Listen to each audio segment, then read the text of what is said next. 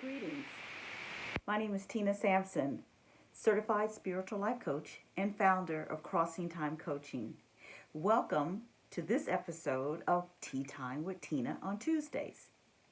Wow, for those of you who were with me in February as I kicked this whole series off of Tea Time with Tina, thank you so much for subscribing to my YouTube channel, for following me on Instagram, my Facebook page. Everything is on the same platform, everyone, Crossing Time Coaching. And our aim is to help and support you to identify and set goals and to provide a lifestyle of coaching that's a little different from other coaches, where we're going to approach it from a holistic perspective and dive in and deal with the mental health area, the spiritual aspect, your professional, your personal, whatever it is. But we want to be here to help you to accomplish your goals and walk on the journey alongside with you and hold you accountable to meeting those goals. But what is Tea Time with Tina all about? We talk about a topic on Tuesdays and we just expound on it a little bit. I've given you an introduction on 2 Minutes with Tina on Thursday, what the topic will be, and that's to dangle the carrot and hope you'll join me as you have today on Tea Time with Tina to dive in a little deeper. So here it is, March 2nd, 2021, in the third month of the year. Where are you on setting goals as you entered into this new year and meeting those goals or progressing towards those goals? So what we're going to talk about is we're going to pick up and continue just to move forward from what we started in February, talking about our relationships, our experiences, the influences, which I talked about last Tuesday with you, the influences of what a mentor or a coach can have to support you in your life. Because there are differences there. And if you didn't check us out already and listen to that message, go back on my YouTube channel or on my Facebook page, Crossing Time Coaching, and check it out. But what are we going to dive into on this first Tuesday of March? I want to invite you to come along with me for a few minutes and let's talk about the importance of reflecting and refocusing on where you are so far in this year. Let's think about it. Because time moves so quickly, it is very easy for us to lose track of our goals and to really look at where we are in terms of accomplishing those goals. A lot of people come into the new year very energized, excited about the anticipation of what it is you want to accomplish in this new year. However, the excitement can wear off really quickly, right? And our goals can get kind of sidelined by real life issues and concerns. And we mean well. We really, really mean to want to meet these goals and start working towards these goals. However, the responsibilities stack up, the holidays wear off, and regular life resumes once again. And we can kind of step away from them. So this is what we're going to do today. We're going to honestly reflect on where we are in respect to our goals, and then look at what we can do to get back on track and refocus ourselves to start moving and intentionally activating those goals and putting some action to it. So, where do we begin? We begin with self-reflection. Self-reflection is the key to our growth. It enables us to identify what we're doing and areas that we need to improve on. It gives us the opportunity to be honest with ourselves, to show ourselves some love and appreciation, and sometimes even give ourselves some tough love. Self-reflection is really the key to our accountability, to ourselves and to others. But how do we begin to reflect is the question. You know, this process can be a lot harder and more complicated than you might think it is. So here we go. A couple of things. One, it can be hard to be honest with ourselves if we feel we aren't where we should be when it comes to meeting our goals. Maybe you came in, very, very determined and in the right mindset. I'm going to lose this 10 pounds this year. I'm going to really get up and start getting healthier in the way that I'm eating. My lifestyle is going to change. I'm going to exercise. I'm going to do these things. And here it is, March 2nd, entering into our third month of the year, and you've made no traction towards getting to even a half a pound of that goal. So sometimes what that can do to us it can allow us then to be really, really start to feel guilty and become feeling shameful within ourselves, and we can really beat ourselves up. We're good at doing that, aren't we? But what good is that going to do for us? Life is what life is, and last year was difficult. Coming into this year was hopeful, and we were prayerful, and we were saying it's going to get better, right? And things are going to be better, and I'm going to help them get better. Well, we deserve to give ourselves some grace in the process too. Don't beat yourself up if you haven't started. That's why we're here today, to talk about reflecting, so we can begin to refocus. The importance of self-reflection, number 2, can also be hard because none of us wants to do it for ourselves, really. That means holding the mirror up to yourself and saying, where am I? Tina, what have I done? And why am I not doing it? And how am I going to get myself up to do it?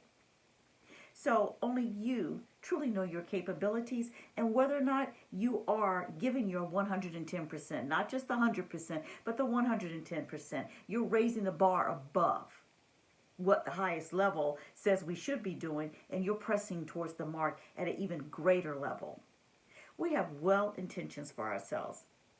But again, personal challenges can block some of those things, create hurdles, and it can delay us a little bit. Look, we can tell ourselves we're doing just fine. We can allow others to tell us that we're doing fine. But at the end of the day, you know deep down the truth. Are you really doing fine? Are you really, really doing what you need to be doing?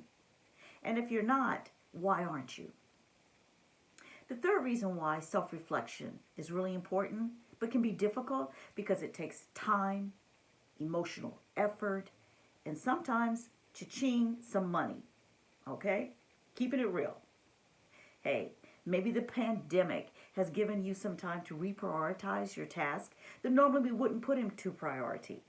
However, so many of us have taken on self-care, caretaking responsibilities. Now, the self-care is probably what we need to do a little bit more of, which is a part of this, but we've had to take care of others in the midst of all of this.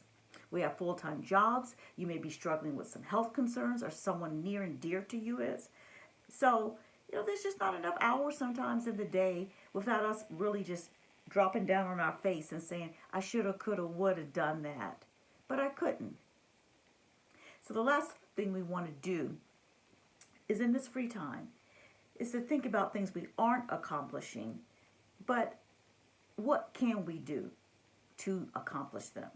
And sometimes that requires getting some help. Someone like myself, as a spiritual life coach, that can support you, that can help you to get started, to take you back so you have a safe place to talk to someone with about reflecting on these things, helping you to sit and just do some self-reflection honestly, without feeling judged by someone else, without getting caught up in your mind of what I'm not doing well. No, that's not what we're here to do. If you choose to come and work with me at Crossing Time Coaching, we and I will efficiently and effectively reflect and help you reflect with yourself to get you going, to jumpstart you back into where you want to go. We'll sit down and you can identify some of the challenges that has put up a roadblock as to why you are having difficulty getting started. And we're going to do it in a spirit of love and understanding and patience, and just kind of help get you back on course. Because at the end of the day, it's your health, your well-being, your prosperity, and the success for you meeting your goals is what we're trying to help you to do. And I'm always aspiring to be the best coach ever for you and anyone else who chooses to use my services. And if you haven't already, take a sip of that tea, hopefully, that you joined with. Okay. So now, you've done some self-reflection. So what's next? Let's put this into practice for a moment and think about it. This is a reflection exercise. Because self-reflection can take place in so many forms, we're not going to look at this list as being an exhaustive one, but you may want to reflect during lunch or during a religious ceremony to get you started on how to begin your self-reflection exercise. You may want to take a walk just to clear your head. That can be very helpful. Or, even sometimes you can start your self-reflection exercise while you're just doing chores around the house. I have a good friend who loves to vacuum. And as she's vacuuming, everything is just pouring down in her. And she's thinking through things she needs to work on, wants to work on. Just a lot is given to her during that time of cleaning house, of vacuuming. So whatever may work for you, it's just for you to figure out how do you begin the self-reflection exercise to help get you focused and refocused as to where you want to go. So if you haven't made any goals this year, though, that's another thing you may want to reconsider doing. Because we all have to have some type of short-term goal, a small goal, no matter how small or how big it may seem or be to you or how little, it doesn't matter. But we need to be aspiring towards something more than what we're currently and presently in. And even if you're not able to get started on it right now, but we even create a small time goal to set a timeline of when we may start that goal for ourselves. So ask yourself what it is you want to accomplish, what do you have to do to get there, and then what potential obstacles that you currently face that may potentially slow you down in getting there. So for an example, I'm constantly doing self-reflection and reevaluation on where I am with my business of Crossing Time Coaching. I'm asking my things like, have I shown up this week for my business? Have I met the weekly goals that I set for myself to be able to show up? I've got to show up here on Tuesdays for Tea Time with Tina with you. I've then got to show up on Thursdays for 2 minutes with Tina. So these are goals I've set for myself, but what obstacles or potential blocks are in the way when I look at the entire fullness of my schedule? I have responsibilities in other areas of my life, just like you all do. So being realistic with myself, being gentle with myself, but also being honest that what is it going to require me to do to maybe redivert some of the things that I maybe have to put on my schedule at a different time so that I can be here at 7 o'clock on Tea Time with Tina on Tuesdays, so that I can sit and have this conversation with you. So remember, you want to take time. You want to do the self-reflection exercise. And then as you begin to do that, guess what's going to happen next? You're being realistic with yourself, and now it's time to refocus. Refocus, reflect, and take inventory on where you want to go in respect to your goals. You want to charge ahead into this year. We're into the third month, and the time is moving quickly now.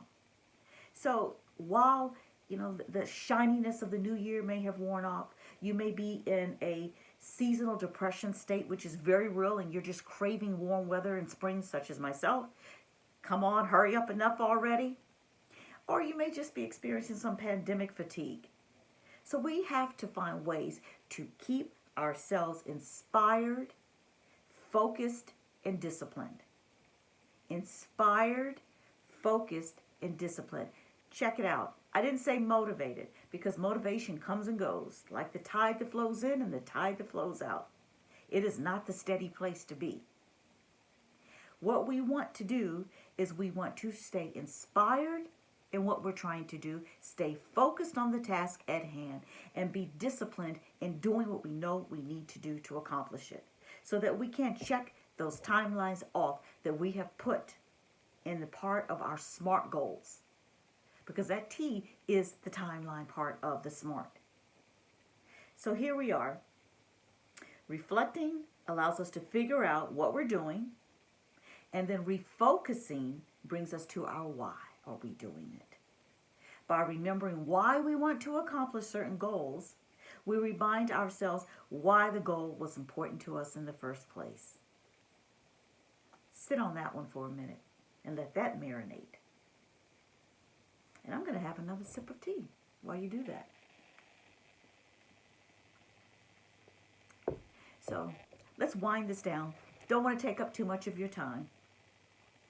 We've talked about the importance, self-reflection, reflecting, refocusing. Now let's apply it to a simple example.